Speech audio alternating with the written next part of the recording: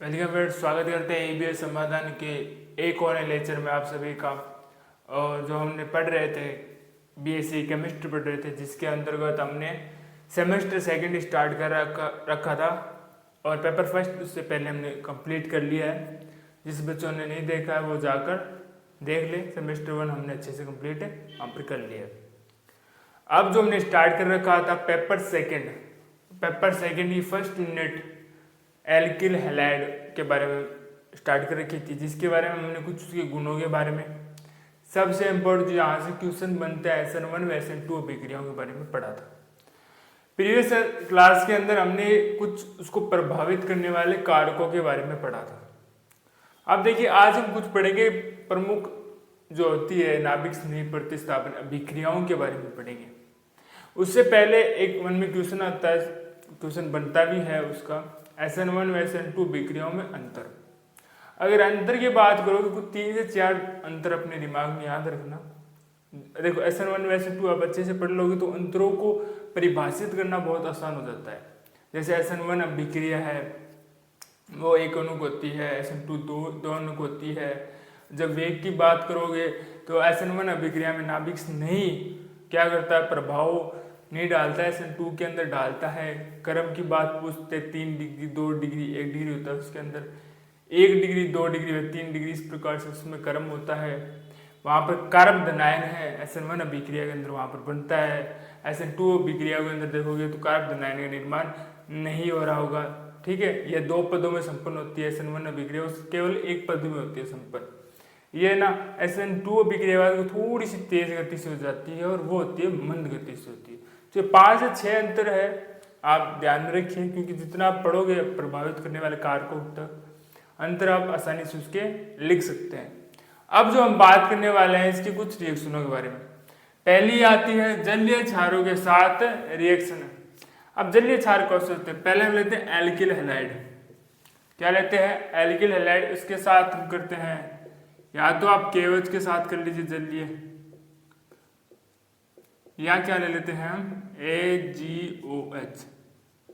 दोनों के साथ जब रिएक्शन करोगे आपको अल्कोहल बनेगा। क्या बनेगा? अल्कोहल, ROH, जो हमारा प्रमुख प्रोडक्ट है।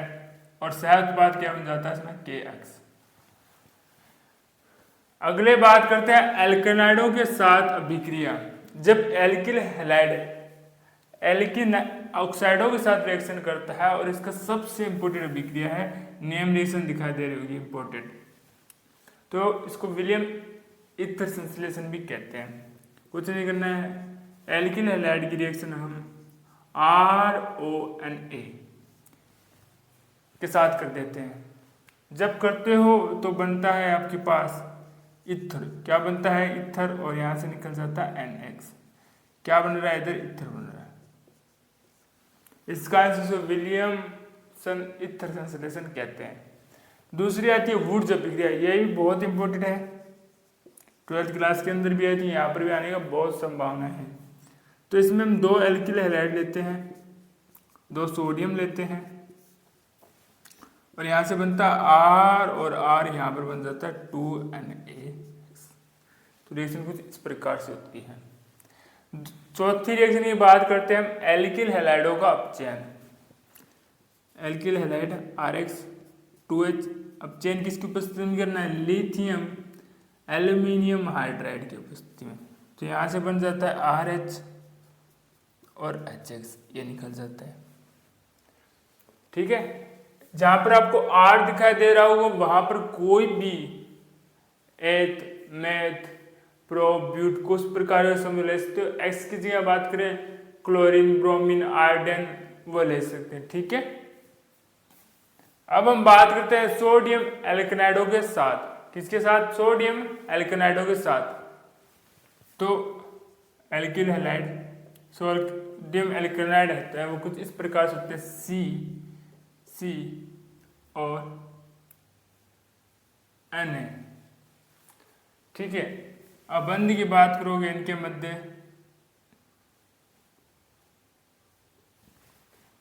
देखिए कार्बन की सुविधाएं देख लेते हैं। यहाँ पर आप देखोगे 2 ही सुविधाएं हैं, बंद बना लीजिए डबल। ठीक है,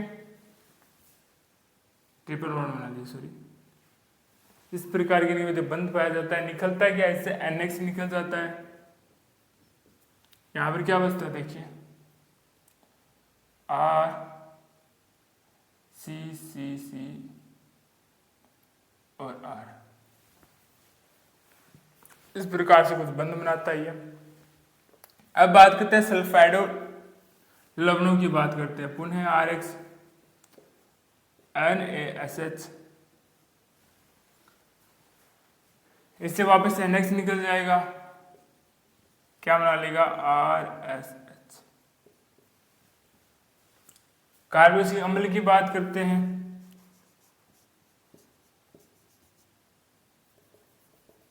CH3 ले लेते हैं, CH3COOH। यहाँ पे AgX निकल जाता है पुनः, यहाँ पर क्या बचता है, CH3COOR। सैनोडो के साथ बात करते हैं। एल्किल एल्डिहाइड क्रिया KCN के साथ करवा दीजिए। यहाँ पर बचता है RCN और इधर आ जाता है हमारे पास क्या, KX। ठीक है, और SN1 व SN2 अभिक्रिया में अंतर की बात कर लेते हैं। इसकी बात कर लेते हैं, हम अंतर की बात कर लेते हैं। दो बॉक्स बना लेते हैं। पहला ही अंतर की बात करें तो ये होती है एक अणुक, ये होती है द्विकणुक, पहला अंतर। दूसरी की बात करते हैं, ये होती है दो पदों में संपन्न, ये होती है एक पद में।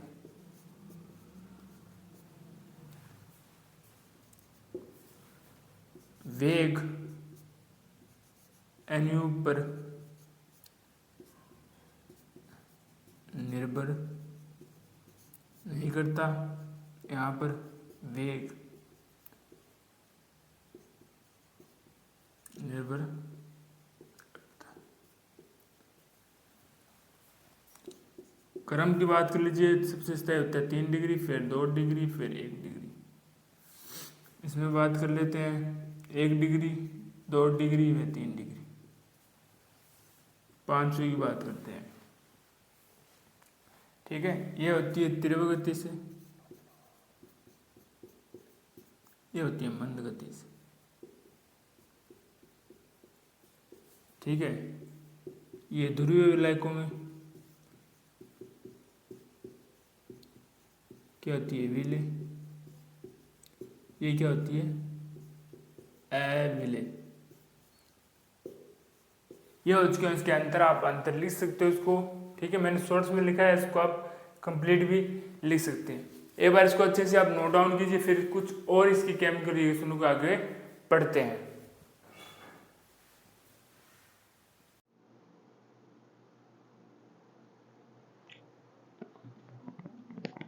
अब देखिए, अब जो अगली जो हम रिएक्शन के बारे में बात करेंगे, वो हम बात करेंगे N व NL2 है, उसके हम किसके साथ रिएक्शन करेंगे, RX के साथ में।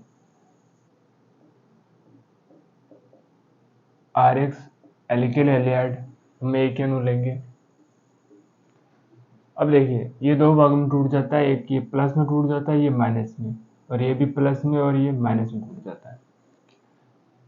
ये जो X है वो Na के साथ जुड़ जाएगा और क्या बना लेगा, NaX। और यहाँ पर ये क्या बचा है, RnO2। तो इस प्रकार से रिएक्शन होती है। AgNO2 की बात करें, ये भी एल्किल हैलाइड के साथ रिएक्शन करता है, सेम इसी प्रकार से बनाएगा RnO2, यह बना लेता है AgX। रेडरक्राफ्ट की बात करें, पहले हम लेते हैं बेंजीन, इस प्रकार से क्या लेते हैं, बेंजीन लेते हैं। बेंजीन की जो रिएक्शन है, हम एक एल्किल हैलाइड है CH3Cl, यहाँ से निकलता क्या है, और AlCl3। ठीक है, की उपस्थिति में रिएक्शन करवाते हैं, बनता है क्या यहाँ पर CH3, जिसको बोलते हैं टोलुइन क्या बोलते हैं, टोलुइन बोलते हैं, और यहाँ से क्या निकलता है, HCl। ठीक है, ये हमने इसके साथ करवाई है। और जब हम रिएक्शन को CH3COl की उपस्थिति में करते हैं तो यहाँ पर क्या बनता है, यहाँ पर बन जाता है हमारे COCH3, जिसको बोलते हैं एसीटोफिनोल। क्या कहते हैं, जिसको एसीटोफिनोल बोलते हैं। आगे बात करते हैं स्टक्कर अभिक्रिया। स्टक्कर अभिक्रिया होती है वो एल्किल हैलाइड के साथ ही करते हैं। किसके, NO2 ले लेते हैं, NO2SO3 लेते हैं तो यहाँ से एक निकल जाता है, X की बात करें तो यहाँ से निकल जाता है NaX। क्या निकल जाता है, NX निकल जाता है। और यहाँ पर क्या बनाता है ये, RSO3Na।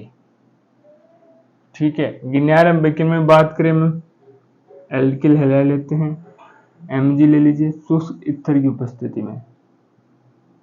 किसकी उपस्थिति में, शुष्क ईथर।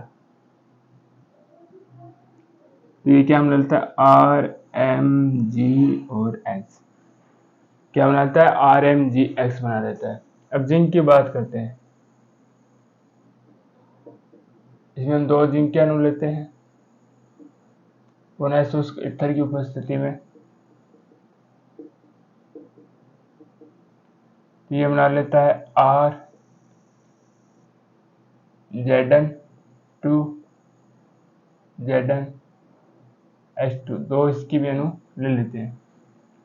ठीक है, फिर हम लेते हैं सोडियम लेड की मिश्र धातु से 4 एल्किल हैलाइड ले लीजिए, 4 लेते हैं हम सोडियम और लेड का मिश्रण। रिएक्शन करते हैं तो ये बनाता है R4Pb, यहाँ पर बनता है 3Pb, ये बना लेता है 4NX। ठीक है, फिर हम क्या बात करते हैं लिथियम के साथ में रिएक्शन, 2 लिथियम के अणु के साथ रिएक्शन करते हैं। ये तो बना देता है RLi बना देता है और बना देता है LiX। क्या बना लेता है, LiX। ये हमने जो SN1 नाभिक से नहीं प्रतिस्थापित जो रिएक्शन थी हमने देख ली है। इससे पहले हमने 7 देख ली थी, 1 से 7। उसके बाद हम कहाँ से स्टार्ट करते हैं, 8 से 13। ये टोटल प्रमुख नाभिक से नहीं प्रतिस्थापन अभिक्रिया है। इसके बाद जो हम पढ़ने वाले पढ़ेंगे विलोपन के बारे में, विलोपन की रिएक्शन को, ठीक है, पढ़ेंगे विलोपन की अभिक्रियाओं के बारे में पढ़ेंगे। इसके बाद जो पढ़ने वाले हैं विलोपन की अभिक्रियाओं के बारे में पढ़ेंगे। पुनः देख लीजिए, हमने N व NO2 की जो रिएक्शन है वो एल्किल हैलाइड के द्वारा कराई और यहाँ से NaX निकला। फिर हम बात करते हैं AgNO2 की, फिर पुनः एल्किल हैलाइड से रिएक्शन करें, AgX यहाँ से भी निकलता है। फ्रीडल का याद रखिए कि बेंजीन लेते हैं, एल्किल हैलाइड है यहाँ पर CH3Cl, उसकी उपस्थिति में रिएक्शन करवाओगे हमें टोलुइन बनेगा। पूछते टोलुइन बनाने की अभिक्रिया किसकी सहायता से, आप एल्किल हैलाइड की सहायता और बेंजीन फिर एसीटोफिनोल में बनाते हैं। इससे स्टक्कर अभिक्रिया की बात करें कुछ इस प्रकार से ये होती है। ठीक है, गिन्यार अभिक्रमक देख लीजिए, शुष्क ईथर की उपस्थिति में रहते हैं। जिंक की अभिक्रिया देख लीजिए, ठीक है, और ये सोडियम हैलाइड मिश्र धातु से और ये लिथियम के साथ रिएक्शन करवाते हैं। यहाँ पर R की जगह आप C2H5 ले सकते हैं, S की जगह आप Cl ले सकते हैं और Br भी ले सकते हैं। क्या ले सकते हैं, Br भी ले सकते हैं। अगर मैं यहाँ पर बात करूँ तो यहाँ पर आप Br ले लीजिए, X कीजिए। ठीक है, एक बार इसको अच्छे से आप नोट डाउन कीजिए। अब जो हम बात करेंगे वो किसकी बात करेंगे, विलोपन अभिक्रिया की। इसकी बात करेंगे विलोपन अभिक्रिया की। अगर विलोपन अभिक्रिया की बात करें तो उसके अंदर क्या होता है कि एक अणु, कोई भी जो रिएक्शन होती है, कोई भी अभिक्रिया होती है जिसके अंदर हम एक जो अणु है उसका प्रतिस्थापित हो जाए या वो बाहर निकल जाए तो उसको क्या बोलते हैं, विलोपन अभिक्रिया। क्या निकल जाए, बाहर निकल जाए। कोई भी एक अणु किसी भी रिएक्शन से बाहर निकल जाए तो उसको क्या बोलते हैं, विलोपन अभिक्रिया कहते हैं। ठीक है, हम एक उदाहरण लेते हैं कि जब एल्किल हैलाइड, क्या होता है जब एल्किल हैलाइड की रिएक्शन हम एल्कोहलिक केवच के साथ करते हैं तो क्या बनता है, एल्कीन बनता है। क्या बनता है, एल्कीन बनता है। पुनः देख लीजिए, जब हम कोई भी एल्किल हैलाइड लेते हैं RX,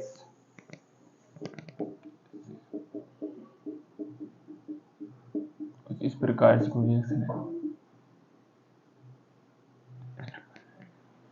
ठीक है, कुछ इस प्रकार से रिएक्शन है। अगर इसमें कोई छोटा ही प्रतिस्थापन समूह या Br किसकी उपस्थिति में लेते हैं, एल्कोहलिक या OH की उपस्थिति में, तो यहाँ से हमें क्या बनेगा, एल्कीन बनेगा। जो हम किसके नियम से हम पता करते हैं, सेजफ के नियम से पता करते हैं।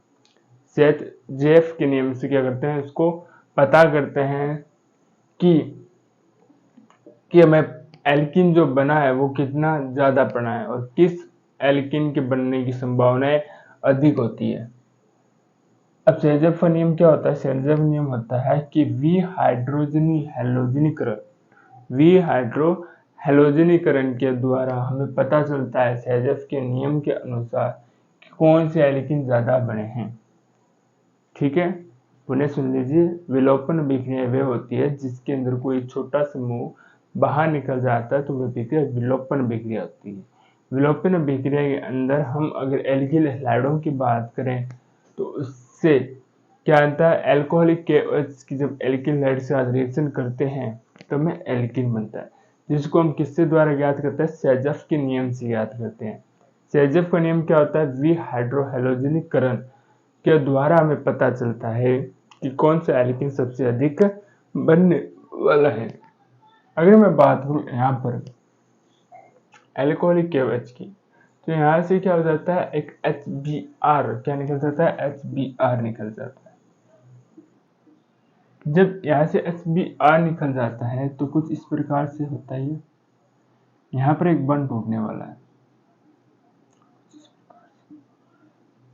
एक तो यह बनने की संभावना है, यहाँ से एक H निकल गया तो HBr, और एक कुछ इस प्रकार की संभावना है,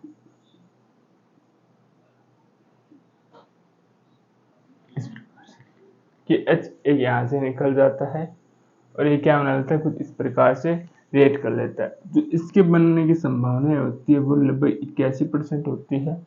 इसके जो बनने की जो संभावना होती है वो 19% होती है। ये दो प्रकार के होते हैं विलोपन प्रक्रिया, एक अणुक और द्विक अणुक। एक अणुक या द्विक अणुक होती है, यानी अर्थात इसको E1 व E2 के द्वारा भी व्यक्त करते हैं विलोपन अभिक्रियाओं को। किसके द्वारा व्यक्त करते हैं, विलोपन अभिक्रिया को E1 व E2 के द्वारा व्यक्त करते हैं। इसके से ज्यादा बनने की संभावना क्या होती है, जहां पर आपको प्रतिस्थापी अधिक दिखाई दे, प्रतिस्थापित अधिक हो, उन एल्कीन के बनने की संभावना अधिक होती है।